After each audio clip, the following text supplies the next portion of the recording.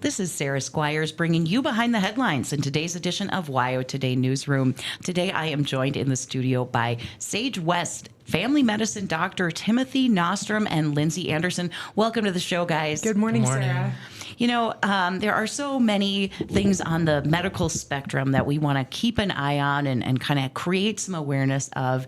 And one of those things is diabetes, quite frankly.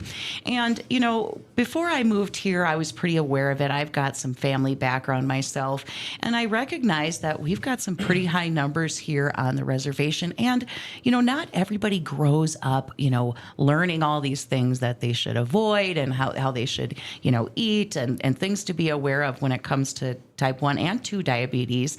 And so I thought it would be a great topic to bring up here to talk today about what folks should know, what we should be aware of when we are talking about diabetes.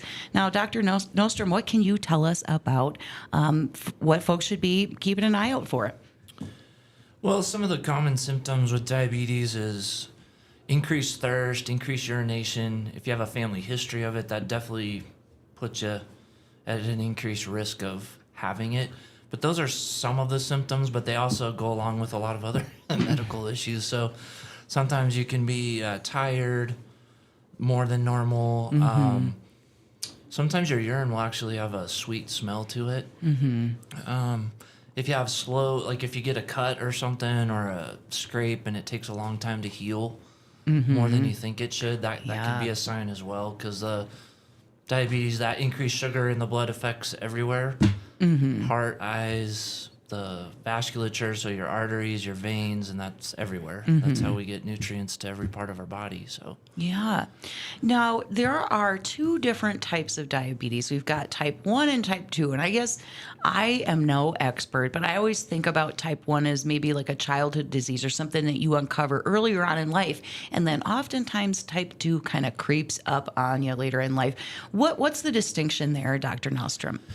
type 1 usually is a dysfunction in the pancreas where it just won't make insulin, and so sometimes that happens early, but it can happen later in life as well. I've had a few patients that were older that their diagnosis kind of switched.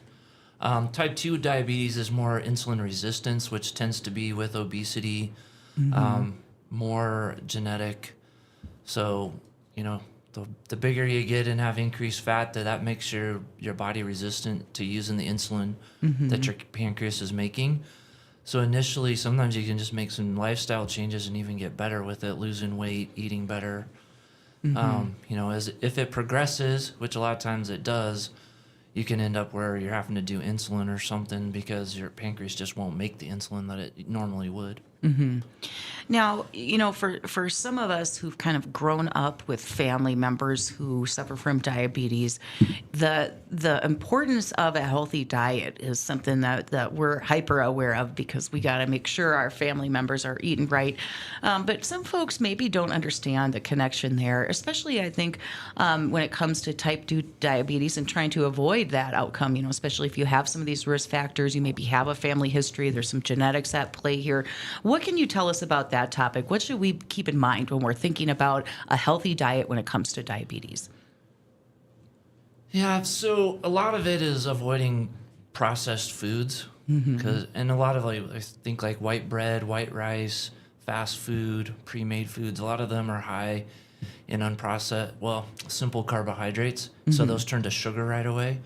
And if we don't use that sugar, our body stores it as fat, triglycerides, and so trying to have more proteins, less of those processed foods and raw sugars. Like raw honey is good, but cane sugar, that's okay too, but not always adding those things, staying away from sodas, which is pretty much a non-processed sugar. Our Western diet's not very good. So it's trying to have more complex carbohydrates. So instead of white bread, maybe trying a whole wheat bread or something, so it takes a little bit longer to break that down. And then exercising. So I know we're coming in, it doesn't feel like winter, maybe a little more today, but just getting sunshine as best you can, that helps the immune system. Regular exercise, so it's recommended for everybody to get about 150 minutes a week, which averages about 30 minutes a day, 5 days a week. That doesn't mean it all has to be in a row or that you have to go to the gym. Our nurse practitioner, Terry Ridlin, has put together a book with a lot of good diet and exercise recommendations that you can do with body weight. Not only just walking or jogging or anything, but it's also like strength training, especially for older adults. As you get older, 60s, 70s, 80s, even doing that strength training helps a lot. But it also helps the immune system, as well as trying to get good sleep of about 7 to 9 hours on average. And I don't know, it's not easy to do, but try to de-stress, minimize your stress as much as possible, which exercise does help that. Yeah, yeah. Now, like all things medical, I think, it's really important to stay on top of things with your doctor.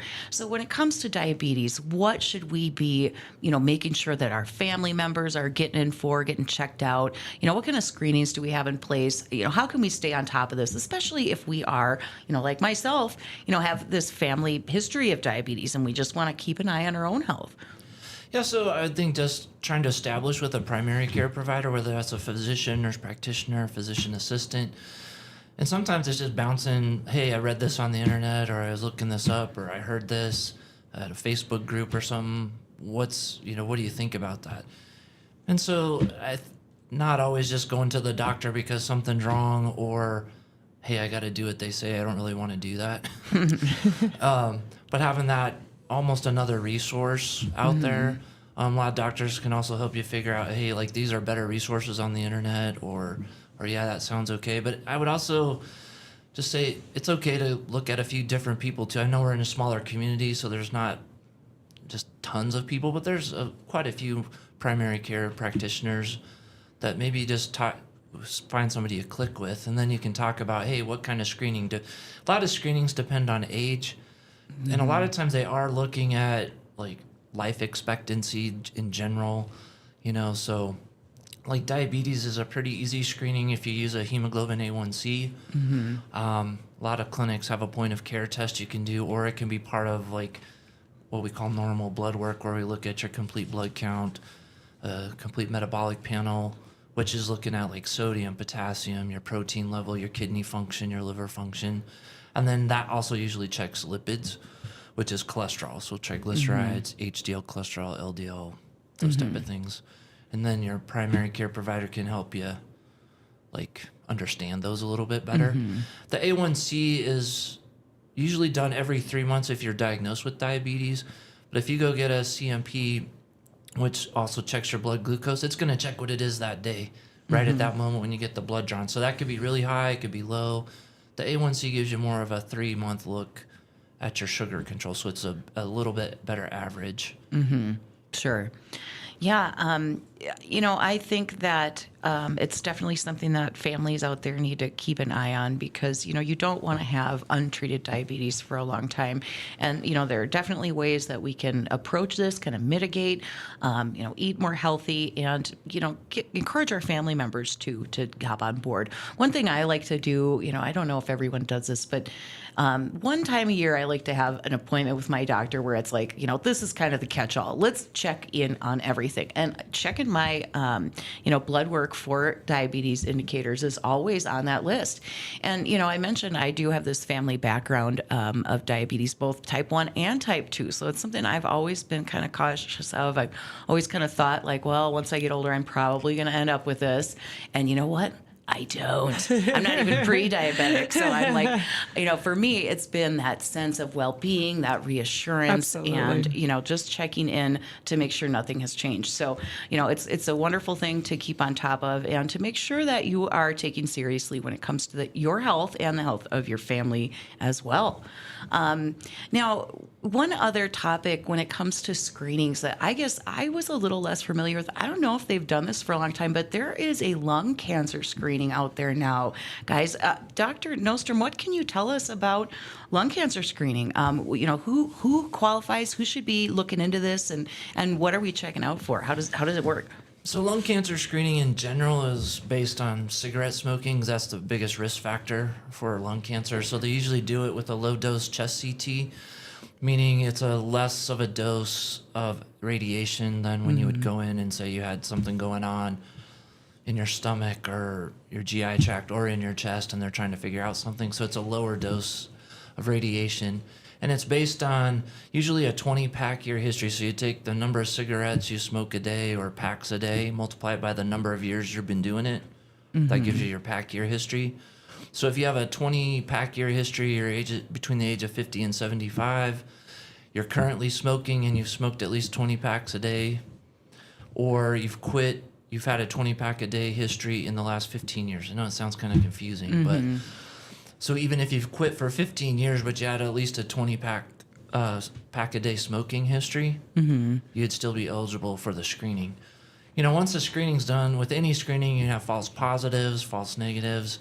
So a lot of times if they find a nodule, that's what they're looking for on the CT scan, is then usually leads to a biopsy. Because to prove cancer, you got to have a tissue to look at. So it's not just, hey, I did this and there was a nodule, so I have cancer. It's like, no, you have to, there's some other steps to go through to make, to see like, well, is it really cancer or not? Or, because there's other nodules that can form in the lungs.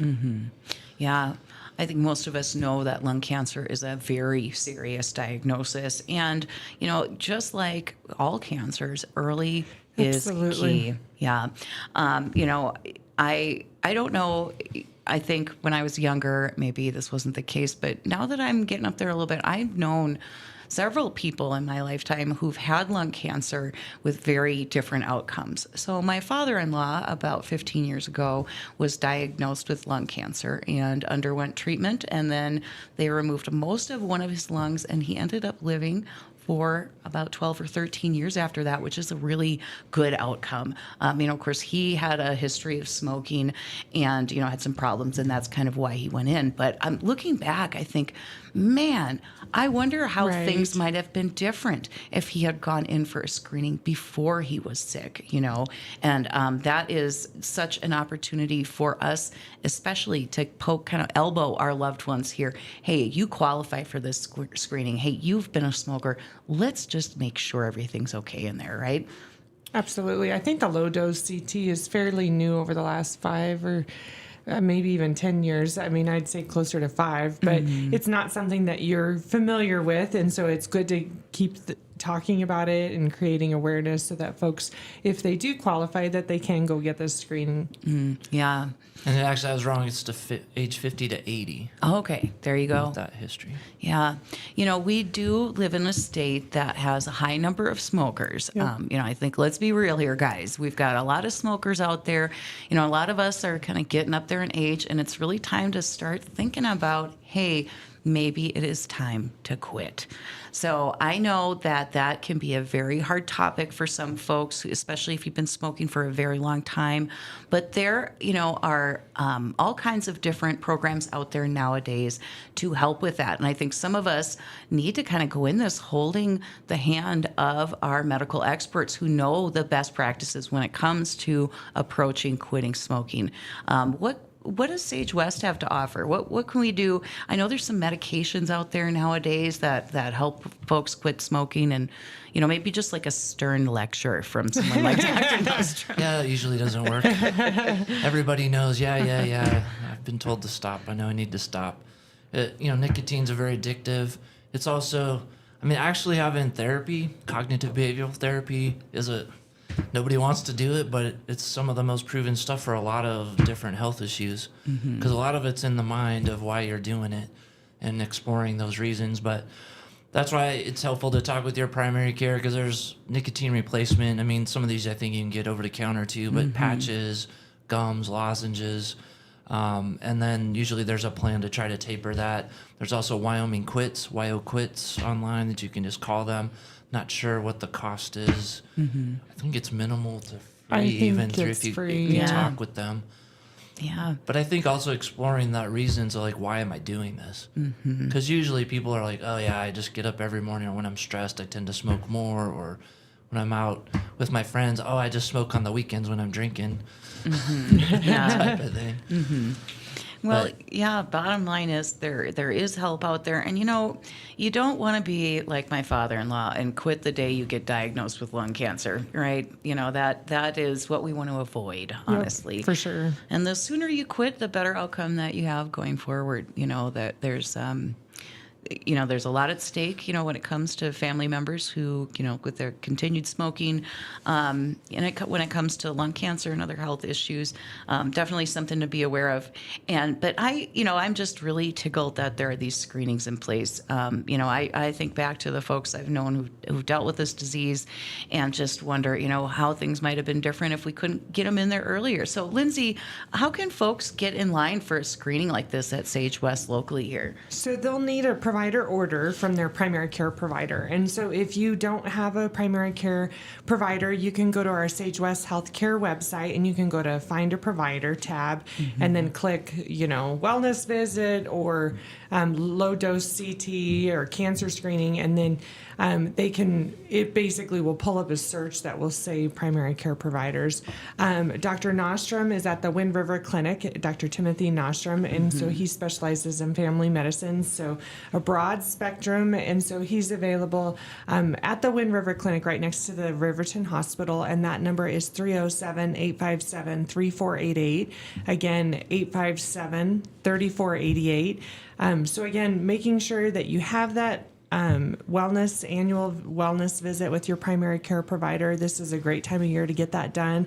And then they can make sure that you can qualify and then help provide support through your insurance if you do have insurance to make sure that you can get that ordered. Mm-hmm.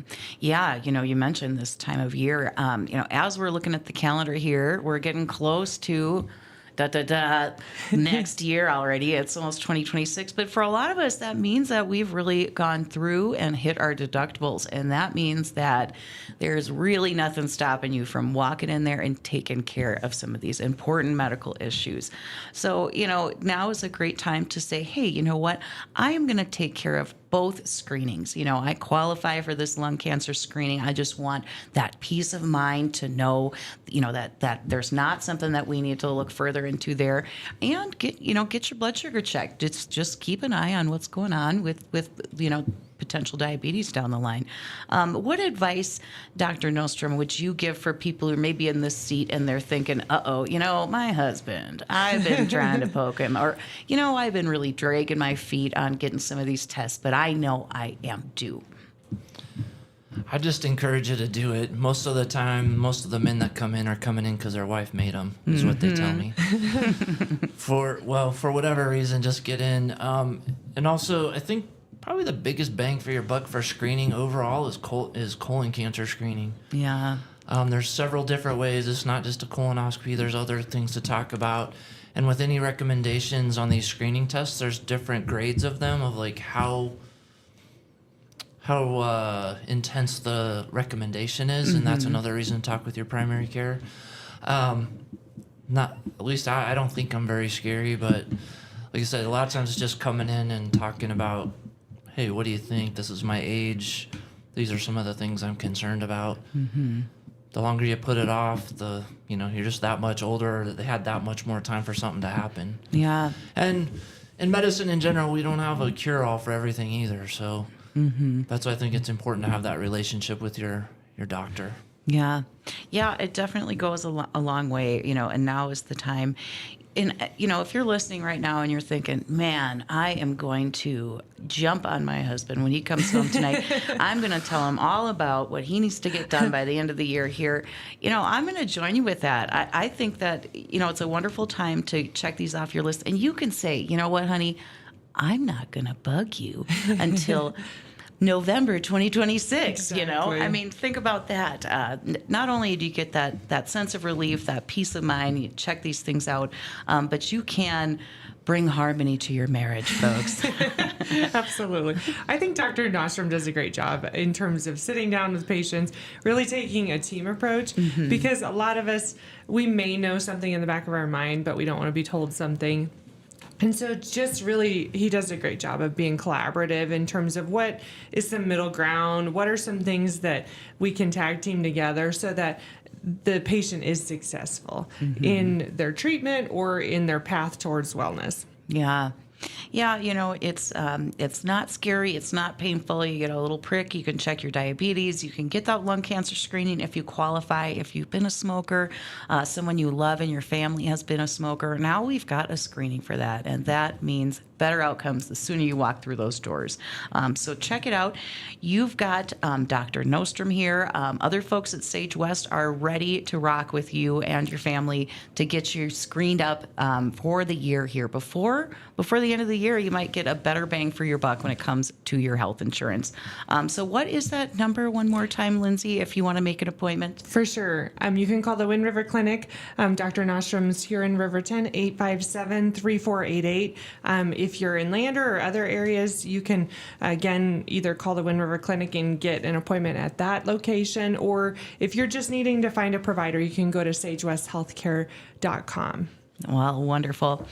Thank you so much, guys, for joining me this morning to bring some awareness here for folks about what they can get done at SageWest when it comes to lung health, to diabetes awareness, to just getting checked over here while it's a good time of the year to get the best deal you can out of your health insurance plans. Thank you so much.